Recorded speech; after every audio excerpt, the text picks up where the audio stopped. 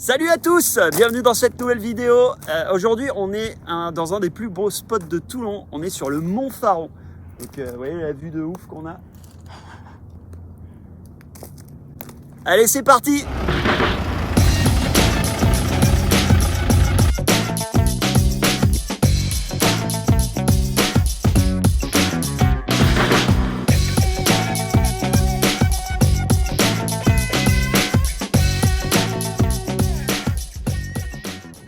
Salut Julie! Salut Benoît! Bon, aujourd'hui on va parler un petit peu de toi. Ouais.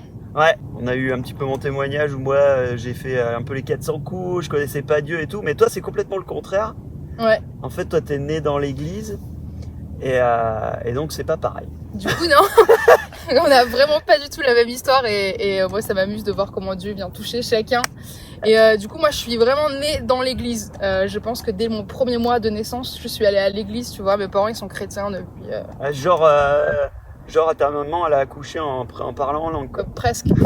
On en est à ce stade avec un peu plus de souffrance, mais on en est à ce stade-là. Et j'ai grandi dans l'église et j'ai kiffé ça. Tous les dimanches, il y avait un rendez-vous familial, un rendez-vous où tu revoyais tous tes copains que tu voyais pas à l'école et tout. Et c'était vraiment un kiff. On est allé à ce qu'on appelle l'école du dimanche, Ouais. où tu apprends des leçons sur la Bible. Et Ok, donc et là dans cette période c'était le Dieu de tes parents, tu m'expliquais l'autre jour. C'était Ouais. pas forcément ton Dieu, c'était le Dieu de tes parents. Donc explique-nous un petit peu comment tu vivais ça en fait. du coup, ouais, c'était le Dieu de la famille, tu vois. C'était, Ouais. on allait à l'église, on vivait le dimanche matin, et puis ça changeait pas grand-chose en fait. C'était pas, je priais de temps en temps au besoin, tu vois. On savait qu'il y avait une sortie scolaire, je voulais qu'il fasse beau. Ah bah Seigneur, si tu pouvais, fais qu'il fasse beau. Ouais. Ou pour la rentrée, fais que je sois dans la classe que ma meilleure amie. Tu vois, des trucs, mais c'était pas mon Dieu. C'était là. J'avais conscience qu'il y avait un Dieu. Ouais. Mais pour autant, c'était pas forcément la vérité, c'était pas mon Dieu. C'était juste, il y avait un Dieu et je l'aimais bien. Ok. On s'entendait bien, mais ça changeait pas ma vie, quoi. À quel âge t'as donné ta vie à Jésus pleinement? Moi, j'ai dû donner ma vie à Dieu entre 13 et 14 ans. Ok. J'étais Qu'est-ce qui s'est passé donc? j'étais en colonie de vacances. Et un jour, il y avait une veillée et puis il y a eu un enseignement sur un passage de la Bible. C'est la parabole du semeur. Et le gars, il a prêché et tout. Et à la fin, il a fait un appel au salut. Il a dit, bah voilà, on veut que vous preniez conscience qu'il y a une vie après la mort. Et genre, on a 14 ans, donc la mort, on s'en fout un peu, tu vois. Ouais, bah ouais. Et du coup, il parlait de ce verset qui dit, car Dieu a tant aimé le monde qu'il a donné son Fils unique afin que quiconque croit en lui ne périsse pas, mais qu'il ait la vie éternelle. Et à ce moment-là, je me suis pris une claquasse et j'ai pris conscience que genre, c'était pas mon Dieu et que je voulais que ça devienne mon Dieu en fait, je voulais vraiment vivre pleinement pour lui.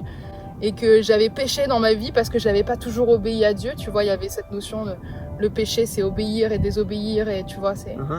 Et j'étais là, genre, ah bah ouais, je vais donner ma vie à Dieu, quoi. Mais alors le péché, ouais, d'accord, c'est désobéir, mais tu me dis que t'es né dans une famille chrétienne et que, en gros, t'avais fait des bêtises dans ta vie? Mais j'ai pas fait des bêtises comme toi, à me droguer, à fumer, j'ai menti comme tout le monde. T'as pas fait de grosses bêtises? Donc en fait, il y a ce verset qui dit que tous sont péchés et sont privés de la gloire de Dieu. Ouais. C'est ça qui t'a impacté en fait. Tu t'es rendu compte que t'étais séparé de Dieu, Ouais. alors que tu fréquentais l'église. Mais malgré tout ça, quand ça a été le moment en fait, tu t'es senti séparé de Dieu et au moment où il y a eu l'appel au salut, t'as eu ce besoin de donner pleinement ta vie à Jésus, quoi. Et de dire, mais fou, je veux tout te donner, je veux pas faire les choses par tradition, par habitude, tu vois. C'est ça, voilà. Il y a eu ce truc de... Je peux pas être séparée de Dieu, quoi. Je veux que rien ne puisse me séparer de Dieu un jour. Et du coup, j'étais genre... Je me suis mis à pleurer. Et je comprenais pas pourquoi, parce qu'il y avait pas ce... Je sais pas, une enfant triste, tu vois. Ouais. J'étais juste là... Seigneur, pardon. Pardon de tout, en fait. De mes petits péchés, de pas être à fond, en fait. Et Pas du te coup, connaître au final. de te connaître au loin, mais de pas vivre pour toi, quoi. Et donc, qu'est-ce que ça a changé? Donc, tu as fait cette prière, en gros, tu as donné ta vie à Jésus, tu as fait la prière de repentance et tout ça. Et à partir de ce moment-là, qu'est-ce qui s'est passé? Est-ce qu'il s'est passé un truc de fou? Ou est-ce que... Du coup, il s'est rien passé d'extraordinaire, tu vois. Mais il y a eu une profondeur qui s'est installée. J'avais envie de lire ma Bible, de prier, de faire mes choix aussi en fonction de ce que Dieu il allait dire, en fait. Je me suis mis à me wow. demander genre, je dois aller dans un lycée, dans quel lycée je dois aller, quelle filière je dois faire. Dieu, aide-moi, inspire-moi en fait. Tu as commencé à chercher le conseil de Dieu au quotidien, en Ouais. fait, dans les petites choses. Et donc là, du coup, après ce temps-là, tu dis que tu avais ce besoin de prier ou de lire ta Bible. Donc avant, en gros, tu lisais de temps en temps quand tu avais le temps, quand tu y pensais. Ouais. Tu le faisais parce que tu voyais les autres, tes parents faire, et puis parce qu'on t'avait dit que c'était important de le faire. Ouais, et puis tu lis ça, mais à un moment, tu changes et tu lis la Bible pour avoir des conseils, pour te laisser transformer en fait, tu vois. Pour que ton âme, elle s'imprègne de qui Dieu est, pour que ton esprit comprenne plus en fait de tout. Parce que c'est pas le tout de donner sa vie à Dieu, mais si après tu continues à faire les mêmes erreurs, les mêmes choix qu'avant, c'est ta vie mais Jésus en plus, et c'est pas ça, tu vois. Ouais, t'as vécu une véritable conversion en fait. Se convertir, ça veut dire changer de direction. Il y a quand même eu un virage à 90 degrés où t'es passé du Dieu de tes parents à ton Dieu, à une véritable relation, à une recherche et à une envie d'approfondir cet échange en fait, avec ce Dieu qui avant était dans le ciel et qui, à partir de ce moment-là, a été au final beaucoup plus près que ce qu'on peut le penser. En rencontrant Dieu, tu as trouvé ta destinée en fait. Ouais. Tu as trouvé ce pourquoi tu avais été créé et tu as commencé à avoir cette espèce d'émulsion en fait de la vie où la vie elle pétille, elle est plus platonique ou qu'est-ce que je vais faire. Non, tu as commencé à avoir la vie qui pétillait, tu avais une destinée devant toi, tu avais un avenir, tu avais des projets à réaliser et tu as commencé à pouvoir entrer dans des rêves. Le truc c'est que tu as trouvé ta destinée en fait. Ouais. Et ça c'est super important. Et du coup je suis heureuse en fait. Ouais. Il n'y a pas... Si des fois on a des coups de blues comme tout le monde parce que des épreuves, parce que t'as des épreuves, parce que c'est la vie c'est pas tout rose, mais il y a ce truc où je sais que je marche dans ce que Dieu l'a prévu pour moi et je m'y sens juste bien. Et des fois il y a des challenges, mais je sais qu'il y a rien qui Dieu il met devant moi que je peux pas traverser. C'est ça, ouais. Et je fonce et je suis juste je suis trop contente. Mais il y avait ce truc de parce que je veux vivre plus de Dieu quoi, je veux servir, je veux faire la louange, je veux prendre la musique, voyager, mais avec un but de servir Dieu quoi. Et aujourd'hui c'est juste la meilleure vie que je pouvais avoir. Ce qui est fou c'est que tu as trouvé ta destinée quand tu as donné ta vie à Jésus, mais il y a un truc que tu as dit aussi qui m'a interpellé, c'est que tu as senti ce besoin de racheter ton âme en fait. Et tu as pris conscience à ce moment-là que en fait comme tu n'avais pas de relation avec ce Dieu que tes parents t'expliquaient ou que tu côtoyais de loin, tu risquais l'enfer en fait. Et ce que tu as réalisé à ce moment-là, en gros, c'est que tu as réalisé que Dieu, il avait tellement aimé le monde, il avait prévu, il savait, puisqu'il est omniscient, que l'homme allait partir en vrille totale et qu'il allait sortir du jardin d'Éden, qu'il allait partir dans les travers pas possibles, faire les 400 coups, détruire la planète, faire des trous dans la couche d'ozone, s'entretuer, qu'il allait y avoir des pédophiles, des violeurs, des attentats, des virus qui allaient être balancés. Il savait que le coronavirus allait être balancé. Et Dieu avait prévu tout ça, donc il a envoyé son fils pour que lui, il porte toutes ses erreurs sur son dos et pour que tous ceux qui accepteraient ce sacrifice que lui a payé, ils retombent sur lui et pas sur toi. Ce que moi j'ai pris conscience à 13 ans, 14, je sais plus là, par là, c'est qu'il y a une vie après. Il y a la vie terrestre, mais il y a la vie après. Ta vie elle s'arrête pas sur la terre. Et on a 20 ans, on a 30 ans, on pense pas que demain on va mourir, mais demain on peut mourir en fait. Et Jésus il est venu sur terre pour sauver ton âme, pour te sauver ton esprit. Et pour t'offrir une vie de bonheur sur terre, mais surtout pour t'offrir d'être sauvé quoi. C'est le plus beau des cadeaux, parce que souffrir pendant une éternité, personne le veut quoi. Et ça c'est parce que Dieu il veut cette relation avec vous, parce que Dieu il vous aime. Et je pense que c'est ça qu'il faut prendre conscience. Genre n'attendez pas demain, ne vous dites pas genre mais peut-être plus tard, c'est bon j'y penserai plus tard. Non, c'est demain il peut se passer la catastrophe de votre vie et vous allez vous retrouver mort et ce sera trop tard. Et vraiment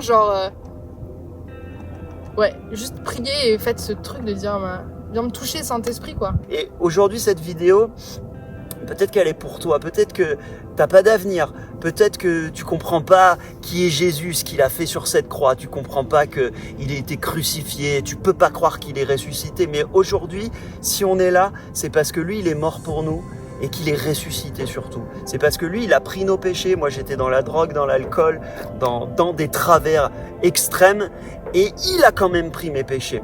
Julie elle est née dans l'église, mais elle était loin de lui, et il a pris ses péchés, et il a racheté tout ça exprès pour elle et pour moi, mais aussi pour toi. Et peut-être que tu te dis que la vie, elle a pas de saveur. Peut-être que tu te dis que tu n'as pas d'avenir. Peut-être que tu ne sais pas ce que tu vas faire demain. Peut-être que tu es né dans l'église et que c'est le Dieu de tes parents ou le Dieu de tes amis. Et peut-être que tu connais pas du tout Jésus et que tu n'as jamais entendu parler de lui. Mais aujourd'hui, on veut te dire que cette vidéo, elle est juste pour toi. Parce que Jésus, il pense à toi. Parce qu'il est dit qu'il connaît le moindre des cheveux qui tombent de notre tête. Parce que Dieu nous a désirés, parce que Dieu nous aime tout le temps. Son amour est inconditionnel. Peu importe ce qu'on fait, les bonnes choses ou les mauvaises choses, son amour, il est pareil. Et aujourd'hui, il y a une solution pour toi. Si tu donnes ta vie à Jésus, ta vie, elle peut radicalement changer. Tes problèmes peuvent être transformés. Il peut solutionner tous les problèmes qui sont autour de toi, mais tous ceux qui sont aussi en toi. Il connaît les profondeurs de ton cœur, les profondeurs de ton âme. Il sait quand tu cries, quand tu pleures tout seul dans ta chambre le soir, il te connaît, il te veut. Il veut t'aimer, il veut te prouver son amour aujourd'hui. Peut-être tu veux juste tenter, parce qu'après tout, tu es derrière ton écran et tu risques rien. Mais par contre, tu peux tenter de faire cet engagement. Toi, c'est une histoire entre toi et lui. Et on va prier ensemble et tu répètes après moi et tu dis « Seigneur, je te connais pas, mais pourquoi pas ?» Après tous ces gars-là, Julie et Benoît, ils disent que toi, tu as changé leur vie et moi, avec ce que je vis, j'aurais bien besoin que ma vie, elle change. J'aurais bien besoin d'un petit coup de main. Ma famille aurait bien besoin d'un petit coup de main. Alors Seigneur, je veux bien que tu rentres dans ma vie. Rentre dans mon cœur. Je veux te donner mon cœur. Je veux te demander pardon pour tous mes péchés. Et viens dans mon cœur. Viens dans ma vie. Si tu existes, viens transformer ma vie. Et parle-moi. Révèle-toi pleinement à moi. Toi qui es ce Dieu dont ils sont en train de parler, révèle-toi à moi. Et change ma vie, viens dans mon cœur et viens transformer ma vie. Et Seigneur, je prie que sur cette confession, tu puisses te révéler à chaque personne qui va faire cette prière, à chaque personne qui a été interpellée par cette vidéo, que vraiment tu puisses rentrer dans leur vie et bouleverser leur vie, transformer leur vie comme nous, tu as transformé nos vies, touche leur cœur et que ton amour vienne submerger leur cœur maintenant, au nom de Jésus.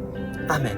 Et voilà, peut-être tu as été interpellé par cette vidéo, tu as fait cette prière ou non, il y a un numéro de téléphone qui va passer, n'hésite pas à nous contacter par téléphone ou alors par Instagram ou par Facebook, tu nous envoies un petit message et on se fera un plaisir de te répondre, on pourra t'envoyer un Nouveau Testament aussi gratuitement. Si ça t'a plu, partage à tes copains, abonne-toi, mets un j'aime. Tu connais l'habitude de YouTube, tu fais pareil chez nous. Bye. Soyez bénis.